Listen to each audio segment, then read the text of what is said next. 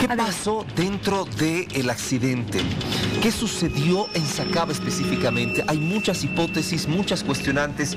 Conversábamos con Miriam, con Vania, y saber qué es lo que sucedió esos segundos antes de la eyección es vital. Sí, Héctor, es importante analizar este tema porque se está diciendo de todo, pero realmente tenemos que enfocarnos a la investigación, al estudio que se está realizando. A ver, ¿qué dice un experto a propósito de estas cuestionantes sobre el accidente aéreo en Sacaba? Él es, al que lo está viendo en pantallas.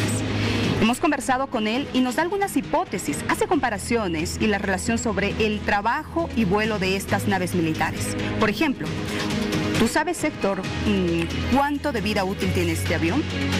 Es una pregunta que él nos ha respondido. ¿Sabían que este avión es usado en más de 10 países actualmente? En realidad con Bolivia son 14, ¿no? Y que incluso es esencial para el inicio de entrenamiento militar. Bueno, hay algunas respuestas a propósito.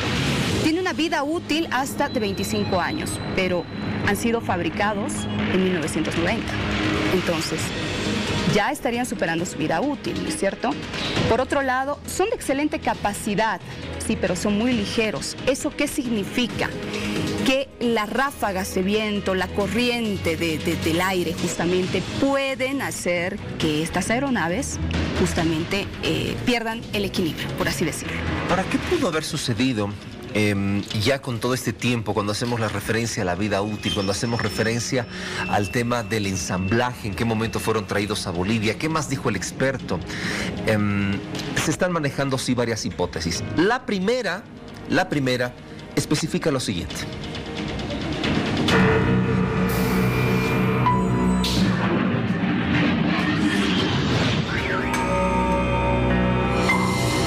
Bueno, es un abanico de posibilidades lo que puede haber ocurrido. No podemos puntualizar exactamente lo que haya sucedido. Uno, porque no estábamos a bordo del avión, y dos, porque no sabemos exactamente en qué condiciones estaba volando el avión. No me refiero a condiciones de mantenimiento, sino las condiciones de maniobra y la capacidad de los pilotos que estaban conduciendo el avión. Ahora bien, ¿qué pudo haber sucedido?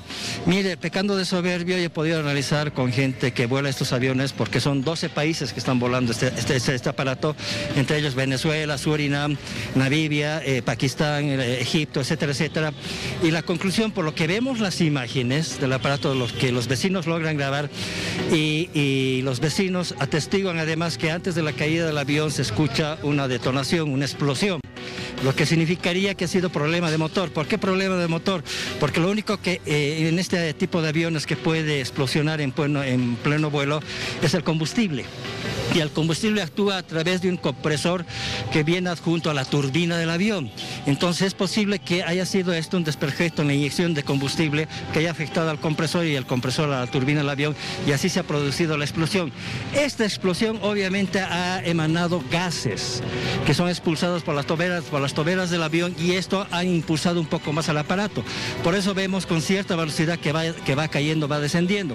El avión no ha entrado en barrena, es decir, que no ha ido dando tumbos ni ha entrado en cambios bruscos de navegación, sino ha ido planeando.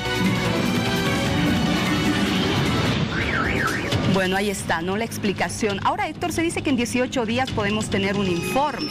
La policía también está investigando. ¿Por qué está investigando la policía? Porque esto ha ocurrido en un área que justamente no pertenece al área militar. Entonces estamos hablando de área civil. Por eso la policía tiene tuición de realizar la investigación, y porque también hubo una persona fallecida. Ahora, hay varias hipótesis, como tú bien decías. Una de ellas, el tema del combustible, por ejemplo. ¿Pudo haber explotado en el aire? ¿Se pudo haber quedado sin combustible? ¿Se pudo quedar sin combustible? ¿Qué fue lo que sucedió? A ver, revisemos. Esta es la segunda hipótesis.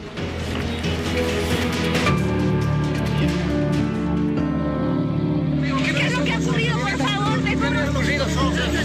También puede haber habido la posibilidad de que hayan hecho maniobras excesivas en cuanto a las piruetas del avión, porque cuando usted hace una pirueta del avión es como un atleta que hace piruetas y hace más esfuerzo.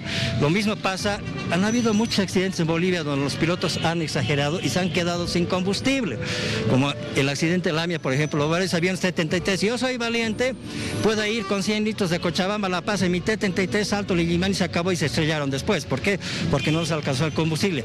Ahora, es posible, es una la posibilidad técnica de que se les haya agotado el combustible, es una posibilidad, y al tratar de encender los motores con las reservas de vapor de combustible, porque en los tanques extras siempre le quedan vapor de combustible, hayan intentado encender el aparato, el motor, y no lo hayan logrado. Lo único que han conseguido es expulsar a través de una explosión ese vapor de combustible. Es muy posible.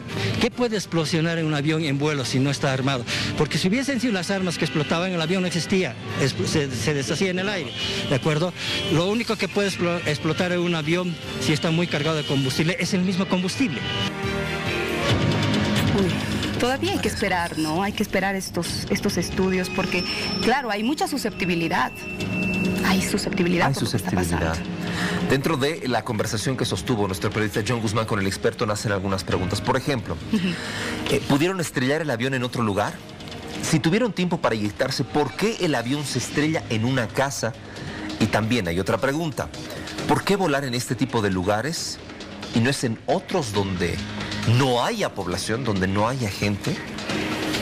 Bueno, a ver, según la información que ha dado el ministro de Defensa, el piloto y el copiloto ya se estaban trasladando después de las prácticas en una área, dicen ellos, donde no había población civil, y estaban retornando hasta su base aérea. Pero algo pasó, algo falló. No sabemos si es falla humana, no sabemos si es falla del motor o si fue el combustible. Y seguramente las autoridades lo van a investigar. Hay unas fotografías, Héctor, que queremos ver y hacer un poco la comparación de lo que ha sucedido en otras partes del mundo. Mira, ahí está la fotografía, tú puedes ver la primera, que está relacionada con el accidente. Esa es la casa de Sacaba. La del lado izquierdo, ¿no? Exacto. La otra es una vivienda donde también impactó un avión. Así claramente lo podemos ver. Ahí está, es un vuelo de parte de la empresa aeronáutica Transpacífico. Es un archivo que le estamos mostrando. Claramente en la fotografía, en esta fotografía que vemos de la vivienda, no hay rastros del avión. Eso es lo que nos llama mucho la atención. Vamos con la otra fotografía, por favor. Vamos a ver la otra. Mire, se puede observar la parte trasera del avión, como usted puede ver en las imágenes. Ahora, seguramente que este avión también tiene otro tipo de características, ¿no? Claro, lo que pasa es que se habla sobre una supuesta desintegración. Y lo pongo ahí entre comillas, Vania, porque no es, por lo menos, yo no soy experto en el tema, y perdón si caigo en la ignorancia, pero no se puede desintegrar así por así, porque no es una nave espacial que está atravesando la capa de la Tierra, porque hay inclusive meteoritos que cuando caen se desintegran prácticamente por lo que se tiene en ese lugar. Era prácticamente el cielo. Entonces no sé si la velocidad, no sé si realmente el tipo de elementos que tiene uno de estos aviones K-8 pueden dar para que se desintegre en esta altura. No sé, algo tendría que existir. ¿Alguna explicación, no? Exacto, no sé, parte de un asiento, la cobertura del avión, algo. Claro. Ahora, es cierto lo que tú dices, Héctor, pero también hay casos en los que estos aviones explotan antes de caer. ¿Quiere ver? Ocurrió en Venezuela. Vamos a ver estas imágenes, mire. Este justamente es el impacto de un avión chino K-8, también similar al que se precipitó en Bolivia, el mismo prácticamente. Mire, es el video impactante que le estamos mostrando, ha ocurrido en la base aérea Rafael Urdaneta en Venezuela. Mire usted, en este momento se puede observar cómo la aeronave está descendiendo, está picada, como se dice, y explota y cae. No, y de milagro, el piloto y el copiloto se salvaron, porque si ves, logran salir con sus paracaídas. Pero segundos antes, ¿no? Eso fue lo que pasó. Lógicamente, vemos que hay partes de este avión que sí caen, restos de este avión. Y si explotó este avión en Sacaba, antes de precipitarse, antes de impactar con la vivienda, también tienen que haber restos que pueden haber caído alrededor. Es lo que te digo, tiene que haber algo, tiene que haber algo, no puede ser que se haya prácticamente desintegrado en esta altura. Entonces, como en este vídeo, sí, explota, caen, se salvan de milagro, sí, pero algo tiene que quedar, tiene que haber algún resto. Ahora, se habla de un incendio, Se habla de un incendio, la policía, bomberos ha tenido que utilizar espuma para enfriar el lugar, pero tiene que haber algo. Tiene que quedar algo y seguramente las autoridades van a investigar, la policía también lo está haciendo y veremos qué es lo que sucede. Pero ya la población está susceptible por el último informe que se ha conocido de este piloto que tiene un grado alcohólico. Dentro de lo permitido, pero sí lo tiene. Dentro de un 0,12. Pero ahora, las declaraciones de estos dos hombres, ¿por qué no quieren explicar las cosas? Porque su relato sería de verdad vital para conocer qué pudo haber sucedido en esos segundos, pero se abstienen. Claro. Guardan su derecho al silencio. Se abstienen y también recordemos y entendamos de que son militares, tienen normas.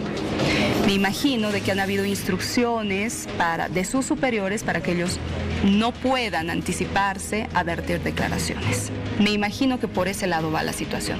Veremos qué es lo que sucede. Hay una comisión que tiene que investigar y hay una comisión de la policía, pero también una comisión especializada en el tema, expertos en el tema, quienes tienen que determinar qué fue lo que pasó. Y el relato, lo que tú dices, Héctor, esperemos conocerlo muy pronto.